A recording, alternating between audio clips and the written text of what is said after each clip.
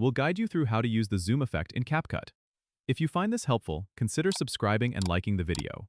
First, open CapCut on your desktop and import the video you want to edit by clicking on the Import button located on the left panel. Drag your video clip down to the timeline to start editing. Now, find the section of the video where you want to add the zoom effect. You can do this by playing the video in the preview window and pausing at the right moment. When you have your spot, click on the video clip in the timeline to select it. Then, go to the toolbar at the top and select the Effects tab. This is where you'll find all the effects you can use in CapCut. Scroll through the effects until you find the zoom category. Click on it to open up the zoom options. You'll see different types of zoom effects like zoom in, zoom out, and smooth zoom. Choose the one that suits your video style. For instance, if you want to gradually zoom into a subject, smooth zoom might be a great choice.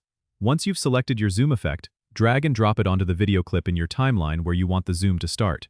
You can adjust the duration of the zoom effect by dragging the edges of the effect bar in the timeline. Preview the video to make sure the zoom effect looks just right. If you need to fine-tune it, click on the effect in the timeline and use the settings in the top right panel to adjust the intensity and speed of the zoom until you're satisfied. Once you're happy with the zoom effect, click on Export in the top right corner to save your edited video. Don't forget to subscribe and comment if this helped you out.